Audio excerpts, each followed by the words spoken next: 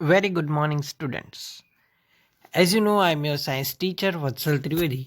और आप लोग जानते हो कि आज अभी हम यूनिट नंबर 3 जो हमारा केमिस्ट्री का है, मेटल्स नॉन मेटल्स के बारे में अभी हम बात कर रहे हैं।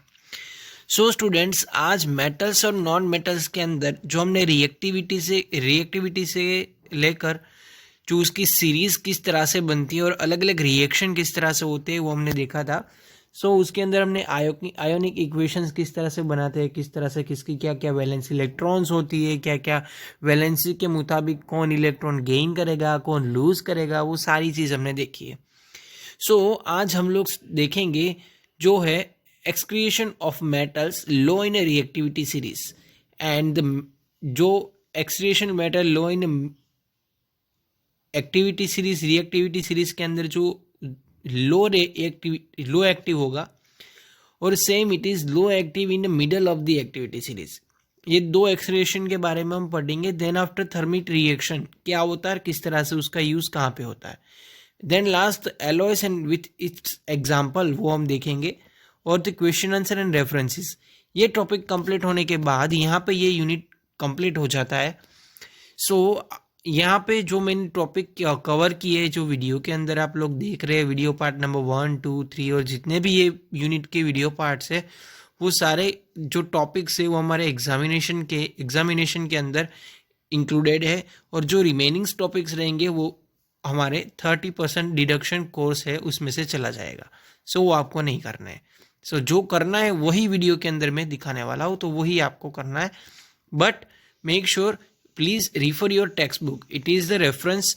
जो यहाँ पे मैं आपको समझाने के लिए यहाँ पे वीडियो के अंदर करा रहा हूँ, तो आपको पहले आपकी टेक्स्ट बुक तो रिफ़र करनी है। टेक्स्ट बुक में से ही मैंने इसका शॉर्ट फॉर्म के अंदर वहाँ पे मैं सारे वीडियोस बनाता हूँ। First, excretion of metals low in activity series. First thing, metals which are low in the activity series can be reduced in a metal by the heating in a presence of oxygen. It is called the roasting. हमने देखा था, तो last हमने ओर वाला जो chart देखा था, extraction in different types of ore, उसके अंदर हमने देखा था कि जिसकी रिएक्टिविटी कैसी होगी, लो रिएक्टिविटी होगी। तो ऐसे जो कुछ भी मेटल्स है जिसकी रिएक्टिविटी लो है, रिएक्टिविटी सीरीज के अंदर काफ़ी कम रिएक्शन करते हुए हमको दिखाई देते हैं। वहाँ पे जो मेटल्स होते हैं, राइट, तो जो जिसकी रिएक्टिविटी लो है, जो हमको मालूम है, in the activity series can be reduced to the metal by the heating in the presence of oxygen. उसको हम क्या करेंगे, गर्म करेंगे in presence of oxygen. This process is called the roasting process. For an example, अभी हम mercury की बात करें, मर्क्यूरी को हम क्या कहेंगे, मर्क्यूरी की अगर हमको मर्क्यूरी लिखना है तो हम उसको इस तरह से लिखेंगे, Hg is equal to mercury. Okay, mercury is obtain from the HgS, यानी कि जिसको हम बोलेंगे सिनाबार। ओके, HgS में से मर्क्यूरी मिलेंगी, तो here HgS is a ore of the mercury. अगर एग्जाम के अंदर एक या MCQ के अंदर किसी भी या वन वर्ड आंसर के अंदर पूछे what is the ore of the mercury, तो you can write the HgS or a cinnabar. You can write as per the option. अगर ऑप्शन के अंदर HgS है तो आपको HgS लिखना है, अगर ऑप्शन के अंदर वर्ड है सिनाबार तो आप सिनाबार लिखना है। Mercury is obtained from its ore HDS by the heating of the presence of oxygen। तो अभी हम क्या करेंगे, हमको मालूम है किसी भी मेटल लो रिएक्टिविटी के अंदर होगा। सपोज मर्क्यूरी है, वो लो रिएक्टिविटी के अंदर है। ओके, तो क्या होगा, मर्क्यूरी के हम इन प्रेजेंस ऑफ ऑक्सीजन हम उसमें से क्या करेंगे, हमको मर्क्यूरी अलग चाहिए, तो पहले हम क्या करेंगे, जिसकी और है और को हम क्या करेंगे, ऑक्सीजन के साथ इन प्रेजेंस ऑफ ऑक्सीजन उसको गर्म करेंगे, यानी कि उसको हीट अप्लाई करेंगे। ओके, हीट अप्लाई करने के बाद as a result we can get some the result. Okay, तो वहां से उसका क्या बन जाएगा, 2HgO मर्क्यूरी ऑक्साइड मिलेगा और ऑक्सीजन वहां पे रिलीज होगा। देन अगेन उसको वापस हम गर्म करेंगे तो जो हमको जो मिला है, जो हम ब्लैक बोर्ड के ऊपर चले जाते हैं, क्योंकि बैकग्राउंड में आपको अगर कोई दिक्कतें आ रही है तो हमको अच्छा रहेगा। यस, फर्स्ट हम देखेंगे कि किसी भी और होती है जो लो रिएक्टिविटी सीरीज में होती है, तो उसको हम ऑक्सीजन की प्रेजेंस में उसके ऊपर हीट अप्लाई करेंगे। हीट को हम डेल्टा से भी रिप्रेजेंटेड कर सकते हैं।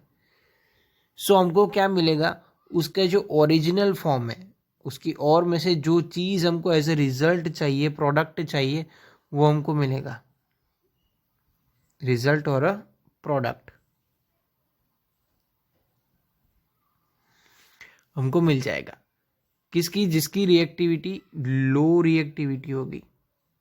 तो अभी हम इसका एक एग्जांपल देखते हैं। मर्क्यूरी है, हमको मालूम है मर्क्यूरी कहाँ से मिलती है, उसके और एजीएस में से मिलती है।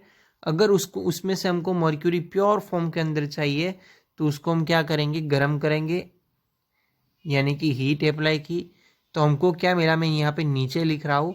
सो हमको AgS+O2, तो उसमें से पहले हमको उसका ऑक्साइड मिलेगा प्लस ऑक्सीजन उसके साथ रिलीज होगा। देन अगेन ये जो HgO है,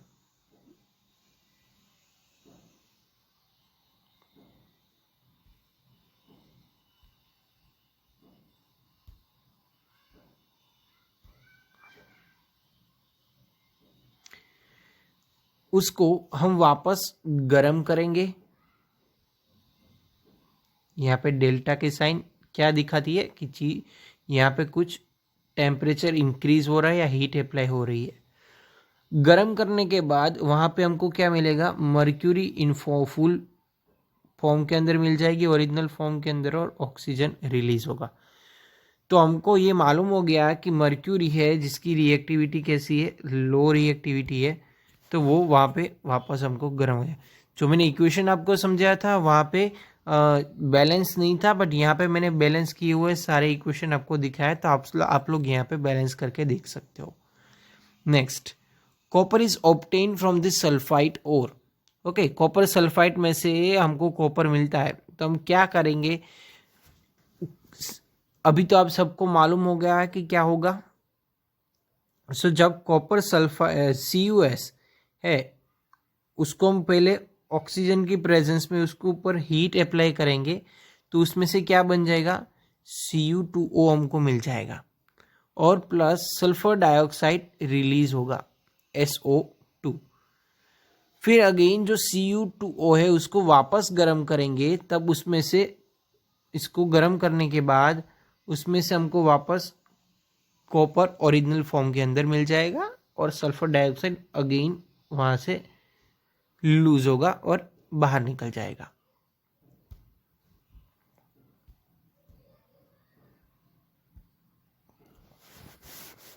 next, excretion in metals of the middle reactivity series, जिसकी रिएक्टिविटी कैसी है, मिडल रिएक्टिविटी सीरीज के अंदर जो आते हैं उसको हम मिडल रिएक्टिविटी सीरीज के अंदर हम कंसिडर करेंगे। यानी कि कौन से ऐसे मेटल्स है जो मिडल यानी कि मीडियम रिएक्शन करेंगे, जल्दी से रिएक्शन नहीं करेंगे, बट धीरे भी रिएक्शन नहीं करेंगे, नॉट स्पॉन्टेनियसली और नॉट लाइक धीरे धीरे। Okay, so metal in the middle of the activity series like the Zn यानी कि zinc, Fe, ferrous, lead are found as oxide और सल्फाइड और कार्बोनेट और। तो ये सारी चीज कहाँ से मिलेंगी, ऑक्साइड, सल्फाइड और कार्बोनेट और में से। It is easier to obtain metals from their oxide than their sulphides और carbonates. So non-oxides ore are converted into the form of before the reduction, and non-oxide ores can be converted into the form of by the roasting or a calcination. तो यहाँ पे दो चीज़ होगी, या तो हम उसका रोस्टिंग करेंगे अदरवाइज कैल्सिनेशन करेंगे। रोस्टिंग यानी कि इन प्रेजेंस ऑफ ऑक्सीजन उसको हम गर्म करेंगे। ओके, जो हमने लास्ट वाले अभी इससे पहले जो extraction in lower reactivity series के अंदर देखा था।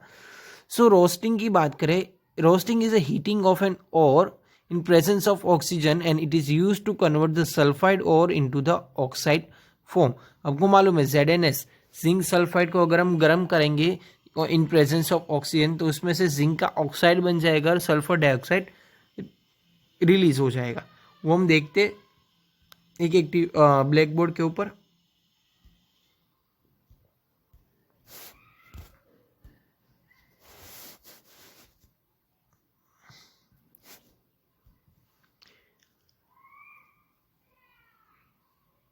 ZnS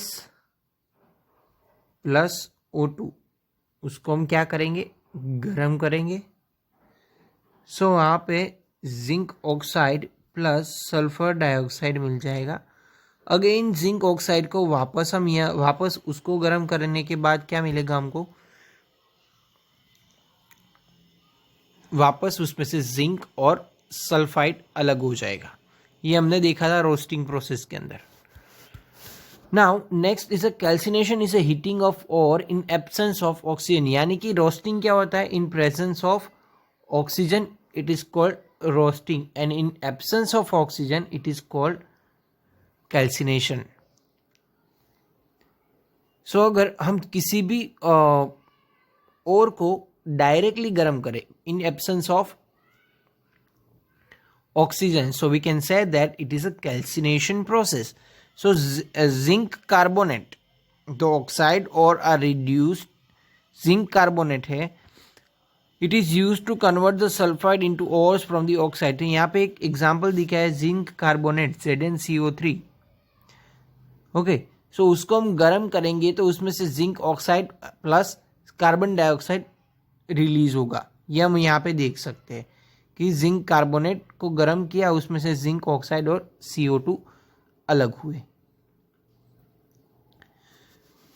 The oxide ore is then reduced to the metal by the heating and यानी कि reduct to metal by the heating when a reducing agent is most common reducing agent is a coke। तो यहाँ पे हम जहाँ पे oxygen नहीं होगा तब वहाँ पे हम रिड्यूसिंग एजेंट का यूज करेंगे। सो ZnO+C। ओके, अभी हम रोस्टिंग प्रोसेस के अंदर क्या कर रहे थे, फॉर एन एग्जांपल हम रोस्टिंग प्रोसेस देखेंगे, देन आफ्टर कैल्सिनेशन देखेंगे तो आपको इजीली समझ में आ जाएगा। सॉरी, ओके, रोस्टिंग प्रोसेस को क्या कर रहे थे, किसी भी और है, सपोज हमारे पास ZnS है, उसको हम इन प्रेजेंस ऑफ ऑक्सीजन उसके ऊपर हीट अप्लाई कर रहे थे, उसमें से हमको उसके ऑक्साइड यानी कि किसी भी मेटल का ऑक्साइड, मेटल ऑक्साइड हमको मिल रहा था। यहाँ पे जिंक है तो जिंक ऑक्साइड मिल रहा है, प्लस उसके साथ कोई एक गैस रिलीज हो रहा था, यहाँ पे सल्फर डाइऑक्साइड रिलीज हो रहा था। अभी भी हमको जिंक प्योर फॉर्म के अंदर नहीं मिल रहा है, तो अभी ये जिंक ऑक्साइड है, उसको हम वापस गर्म करेंगे ZnO प्लस, अगेन उसको गर्म करेंगे इन प्रेजेंस ऑफ ऑक्सीजन और उसमें से हमको जिंक प्रॉपर फॉर्म के अंदर मिलेगा और अगेन सल्फर ऑक्सीजन है वो रिलीज होगा। तो हमको उसको 2 बार प्रोसेस की। सेकेंड टाइम हमने प्रेजेंस ऑफ एयर है यानी कि एयर के अंदर ऑक्सीजन है ही, सो इसीलिए हमको रिड्यूसिंग एजेंट की ज़रूरत रोस्टिंग प्रोसेस के अंदर नहीं पड़ती है। बट अभी हम बात करेंगे कैल्सिनेशन। कैल्सिनेशन यानी कि इन एब्सेंस ऑफ ऑक्सीजन, यहाँ पे ऑक्सीजन चाहिए नहीं। ओके, सो अगर इन एब्सेंस ऑफ ऑक्सीजन है तो यानी कि कैल्सिनेशन प्रोसेस है। ओके, तो अगर कैल्सिनेशन प्रोसेस के अंदर हमने जिंक कार्बोनेट ZnCO3, ये एक और है कार्बोनेट और में से हमको मिल जाएगा। तो अभी हमको क्या करना है, not presence in oxygen, directly हम उसको गर्म करेंगे, उसके ऊपर हीट अप्लाई करेंगे तो हम क्या मिलेगा हमको, वो हमको मालूम होना चाहिए। सपोज हमको ZnCO3 उसको हम डायरेक्टली गर्म करेंगे कैल्सिनेशन प्रोसेस से। फ्रेंड्स आप ध्यान से देखना, तो हमको जिंक ऑक्साइड मिलेगा और प्लस यहाँ पे कार्बन डाइऑक्साइड रिलीज होगा। ओके, बट अभी भी हमको जिंक प्योर फॉर्म के अंदर नहीं मिल रहा है, वापस यहाँ पे ऑक्सीजन उसके साथ बॉन्डिंग में है, ZnO है हमारे पास। तो जिंक ऑक्साइड को अब अभी हम दूसरी बार क्या करेंगे, कोई एक रिड्यूसिंग एजेंट का यूज़ करेंगे जो इसके साथ प्रोसेस करके अभी हम उसको गर्म करेंगे। तो वो क्या करेगा, रिडक्शन प्रोसेस की मदद से हमको जिंक अलग और प्लस CO2 यहाँ पे रिलीज हो जाएगा, यानी कि कोबाल्ट यानी भी CO यानी भी कोबाल्ट भी यहाँ से, या कार्बन ऑक्साइड भी रिलीज हो सकता है। सो इस तरह से हमने मालूम किया कि C is a reducing agent. तो वो क्या करेगा, ये रिड्यूस करने में सेडेन, सॉरी मैं यहाँ पे इसका यूज़ नहीं करूँगा, सॉरी वेट ए सेकेंड, यस ओके, ZnO, यहाँ पे Zn+O ऐसा मैं लिख सकता हूँ। तो ये उसको, ये प्लस की साइन, यानी कि ये दोनों के बीच में जो रिलेशन है उसको ब्रेक करने में क्या, जो जिस चीज़ का मैं यूज़ कर रहा हूँ वो है कार्बन। ओके, और कोक, इसको हम कोक भी बोल सकते हैं। सो कार्बन जो है वो क्या करेगा, ये जो रिलेशन है उसको ब्रेक करेगा और वहाँ से Zn+CO हमको मिलेगा। सो ये प्रोसेस जो हम देख रहे हैं उसको हम बोलेंगे calcination process.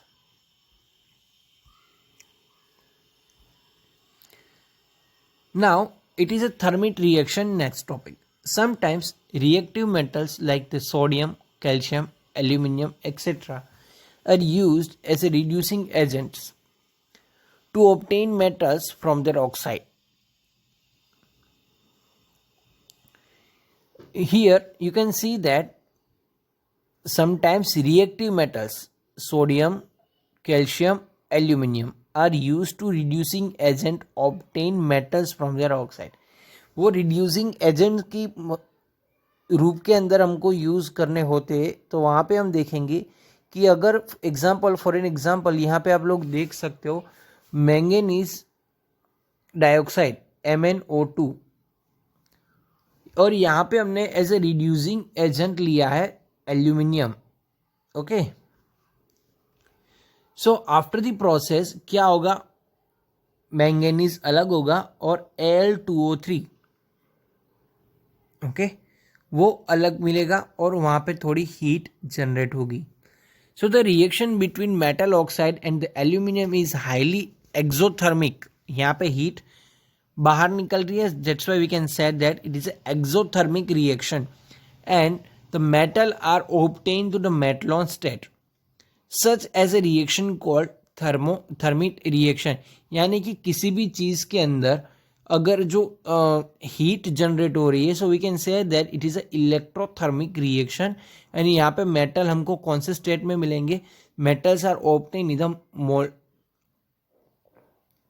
Molten states.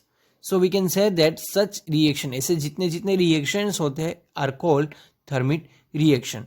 Thermite reaction between iron and oxide aluminium produced a melton iron। हमको आयन कैसा फॉर्म में मिलेगा, मेल्ट आयन के फॉर्म के अंदर मिलेगा।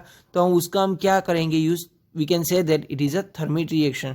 सो जो मेल्टन आयन है यानी कि FeTO3 फेरस ट्राइऑक्साइड है, उसको एल्यूमिनियम के साथ प्रोसेस हम यहाँ पे कर रहे हैं लास्ट में।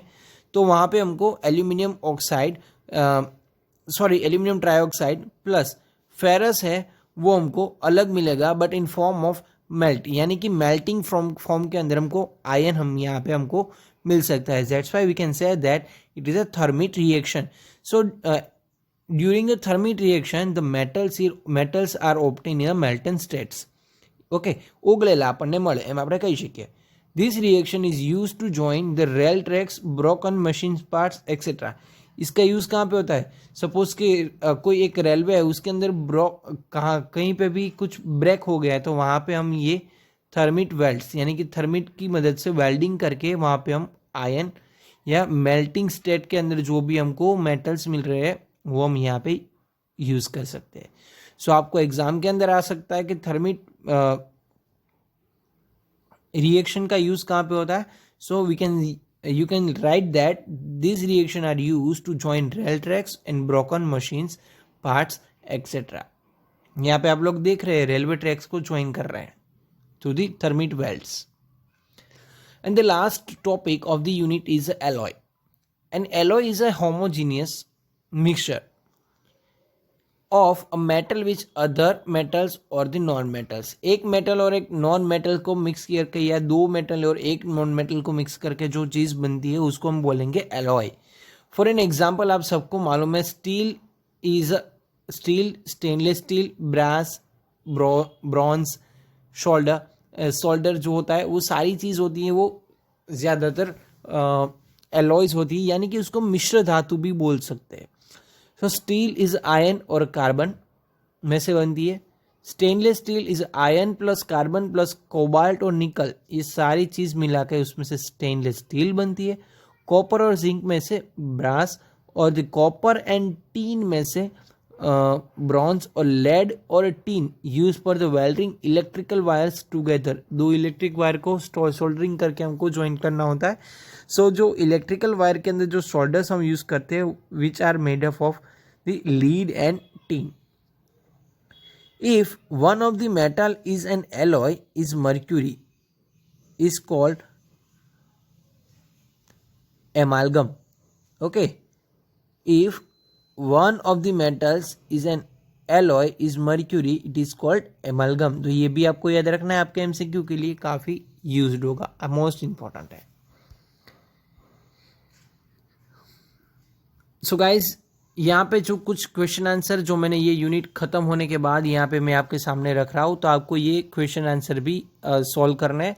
Mercury is obtain from its और कॉल्ड क्या, यानी कि HGS भी आप लिख सकते हो और सिनेमार भी लिख सकते हो. And what are the rusting and calcination and where it is used. आपको यहाँ पे विथ इक्वेशन आपको लिखना है, एक्सप्लेन करना है.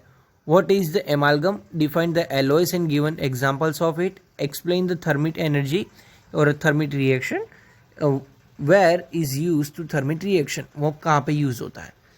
सो स्टूडेंट्स यहाँ पे ये यूनिट कंप्लीट होता है. ये यूनिट के अंदर मैंने आपकी साइंस की टेक्स्ट बुक स्लेशर एप्लीकेशन और मेटल्स और नॉन मेटल्स की विकीपीडिया यूज़ की थी. पूरे यूनिट के अंदर कोई भी डाउट्स है तो आप कभी भी पूछ सकते हो, I will definitely solve your doubt.